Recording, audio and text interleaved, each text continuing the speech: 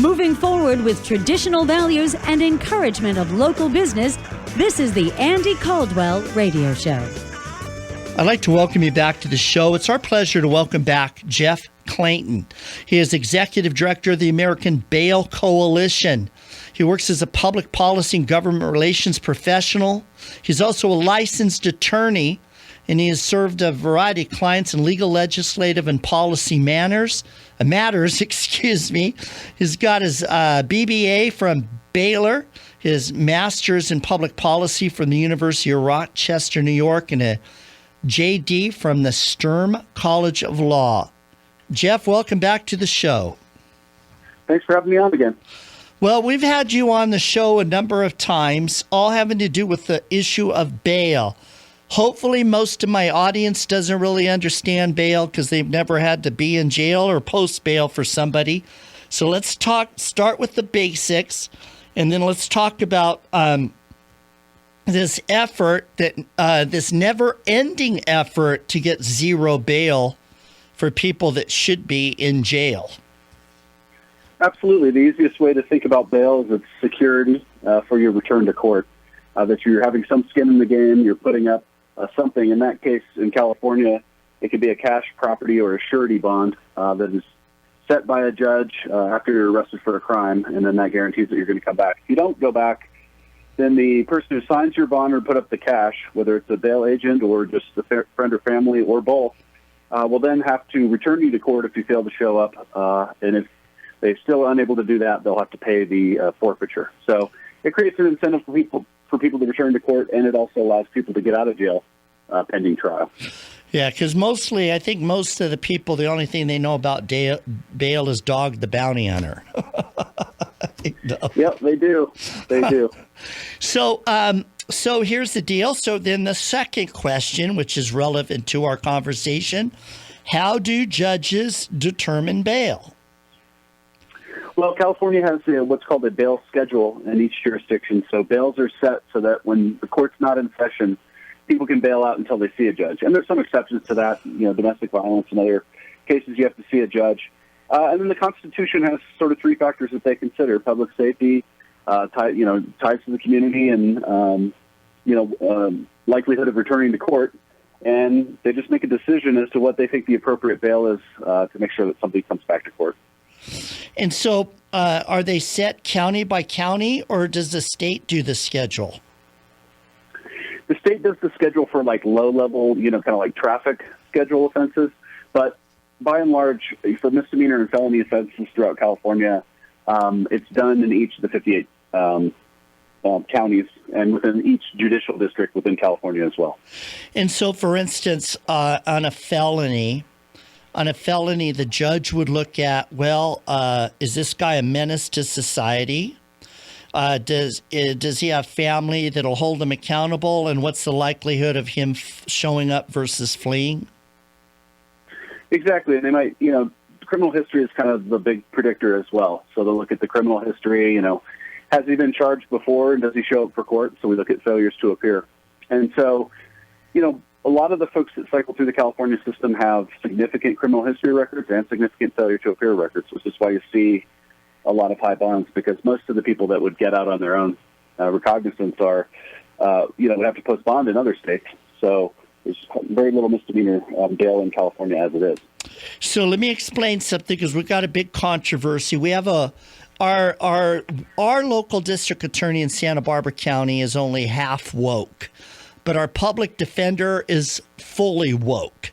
And so we're in the throes of a push for our little version of decarceration in Santa Barbara County. San Luis Obispo County, they're real solid. They got a great DA up there and all the rest. But so we've been talking about the decarceration movement for some time, and I want to explain what this means in light of that. So, folks, when somebody is arrested for a crime, a lot of what happens now is catch and release. They'll either cite them and just let them go, or they'll book them and let them go. But somewhere along in there, they may say, well, you need bail. And so they're asked to put up bail even though they have not been convicted of the crime. And there's people that are arguing that if they've not been convicted of the crime, they shouldn't have to go to jail if they can't post bail, because that's not fair to poor people. And the majority of poor people are people of color. How'd I do there, Jeff? Yeah, I mean, it's kind of the argument. I don't think the presumption of innocence goes that far. Because the Constitution and the Supreme Court, I mean, the number 1 and 2 factors, like I said, are prior crimes and prior failures to appear. And that's what judges are looking at. They're not looking at the current crime. And that's good.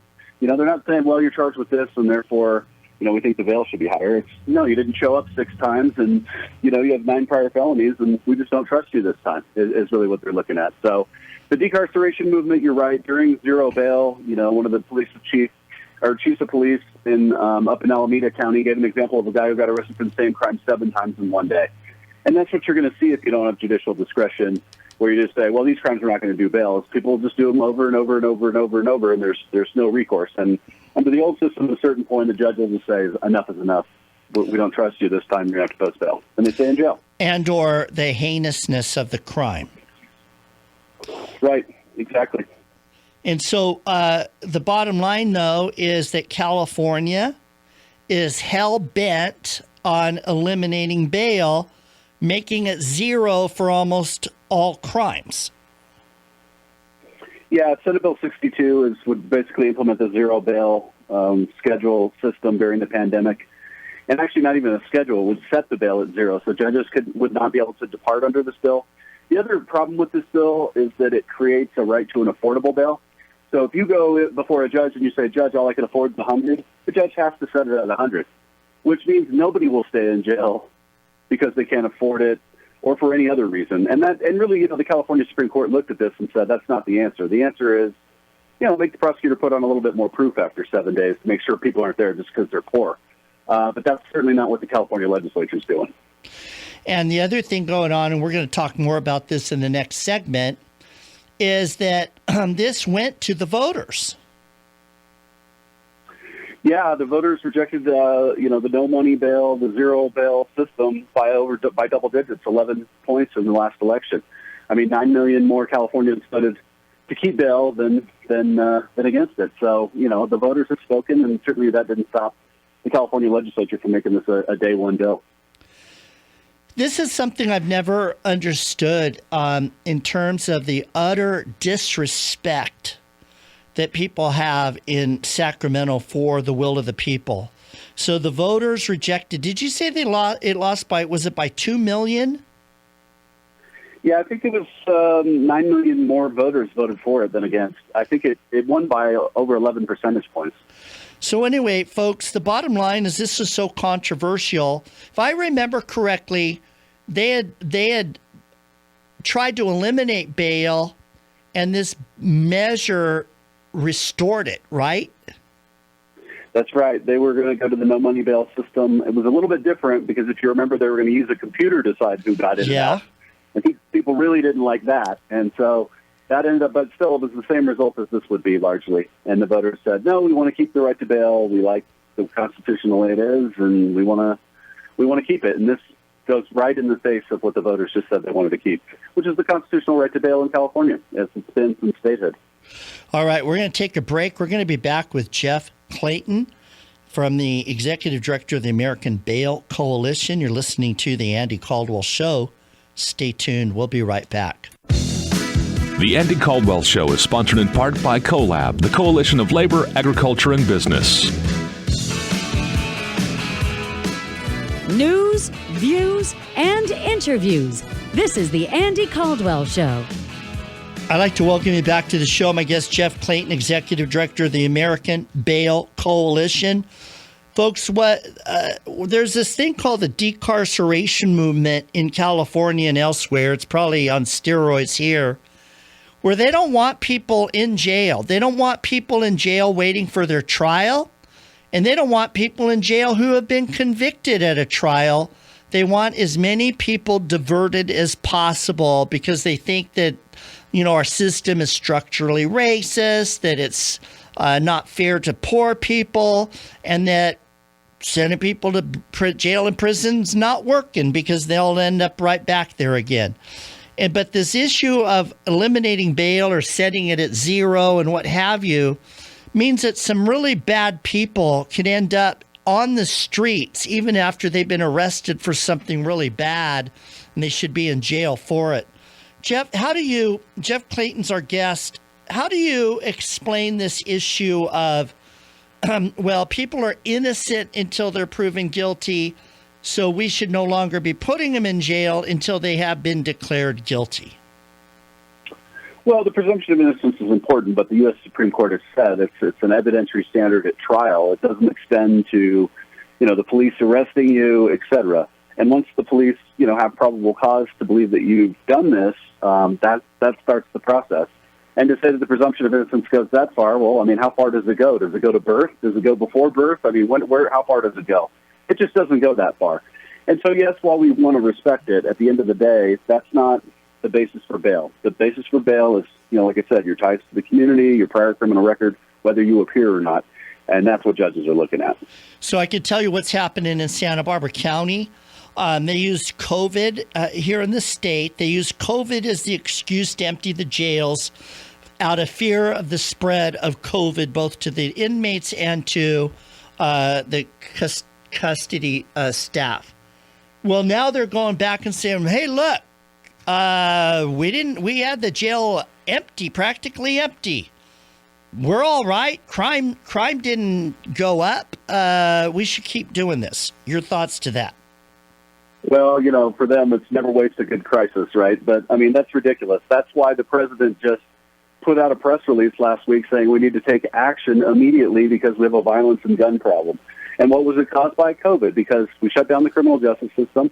We didn't punish people. We didn't keep them in jail. We let them all go. We sent the message we don't care. Oh, and by the way, we haven't even caught up with the court docket.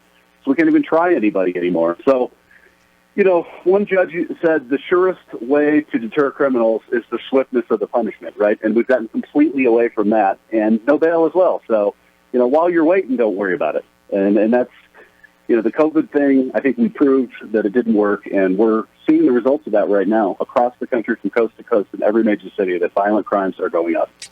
So we've had a decrepit jail. I think this thing is 50 or 60 years old in Santa Barbara County.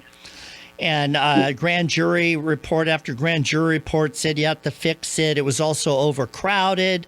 There's been one lawsuit after another. There were judges' orders, et cetera, et cetera. And finally, our current sheriff, Bill Brown, came up with a plan with the county CEO to build a jail and co-share that jail with the state prison system. So the state would send some people back here. And anyway, the jail's almost finished, the new one. But the old one, they said, okay, well, let's put some money in, fix it up, modernize it, blah, blah, blah. Well, our county supervisors and our woke public defender said, no, shut it down, make it smaller. We don't need it, because if you build it, they will come, or they will be sentenced, or they will be housed. And that's kind of where we're at, right smack dab in the middle of that argument. And they don't talk about bail that much, per se. They just talk about pre-trial. People should not have to serve. And, the other thing going on here in California is we used to use not going to jail as the carrot to forcing drug addicts and other people into therapy and things like that. And it was like, hey, you got caught DUI, or you got caught doing this, that, and the other. You go to counseling or go to this rehab place or go do this, that, and the other. We won't send you to jail. Well, now that we don't hardly send anybody to jail except felons, these other people are just blowing off everything and continuing to live a life of crime. Absolutely. When there's no consequences for any of this stuff, we can see what happens. And, it's not that you need to hammer everybody or that everybody has to spend long sentences. And certainly research has shown that, the length of the sentence at some point evaporates, right? If he gets 4 years or 5, it doesn't really matter. So I can see those arguments. But again, let's make sure he gets 4 if he deserves it. And that, I think, will, like you said, that forces people into making life changes sooner before they continue to go down the road of crime. And some people need to have those moments when, you do spend a weekend in jail and you go, I don't want to do that again, and you make changes. Well, the other narrative is that it's the criminals that are the victims of socioeconomic issues and the criminal justice system. So, for instance, one organization here locally, SB Can, they testified during this jail issue. Going to jail is traumatic. It's traumatic. And as if we shouldn't send anybody to jail because it's traumatic and all criminals are victims. And they put a fine point on that pencil when they make the argument of how many criminals suffer from mental illness. And people have made the case that our jails are the de facto mental institutions of our day. And that we shouldn't, it's inhumane to send somebody that's mentally ill to a jail instead of a treatment program. But those treatment programs are insanely expensive. And then you also go back to the point, well, what about the crime? Do they not owe a debt to society for the crime? Yeah, we've gotten completely away from the whole reason we're here, which is to protect public safety and victims of crime and make sure they're made whole as a result of, the damage that's been caused to them. And sure, we can argue that minority communities are overrepresented, but I think that's just more of a breakdown of society than it is, something, that became some, institutional racist thing. I mean, at the end of the day, the communities that get victimized are the very minority communities we want to protect by these, criminals that engage in a life of crime. And let's call it what it is, because when you have 5 or 6 or 10 convictions, you're not coming back. You're just going to keep doing it. And so, we have to continue to focus on what the victims of these crimes are, and I think that's getting completely lost in this debate. You're right. The criminals have turned into the victims. The other thing going on here is, so for instance, just a couple of weeks ago, our probation department issued a report. And the purpose of this report was to show trends that people of color are overrepresented in the justice system, from arrests, arraignments, convictions, and sentencing, that they're overrepresented. But what this report didn't do is it made no mention of the number of gangbangers in our region. So we're not a real big county. Santa Barbara County's got, 440,000 people in it or so, maybe a few more now. Not a real big county, but we've got well over 2,000 bona fide gang members in this region. And gangs today are not something about protecting your neighborhood turf. They're criminal enterprises. And here, and I'm not saying this is true everywhere, but here the majority of those people are people of color, and specifically they're Latinos, because we don't have many other minority populations here. We have a huge Latino population. The gangs are almost unilaterally or uniformly Latino. And I said, why on earth would you not put that into your equation, that some of these people are in organized crime? Absolutely. And the other point that's never made very often is that minority communities are overrepresented as crime victims as well, because people commit crimes where they live in their neighborhoods. And if you have more crime going on over here in this neighborhood, well, there you go. And so, we can't look at it that way. We have laws, people have to follow the laws.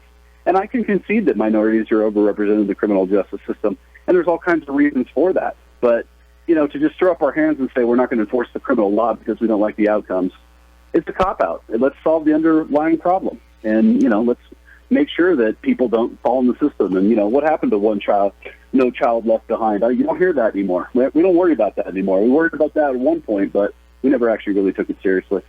All righty, Jeff, thank you so much for being with us. Thank you.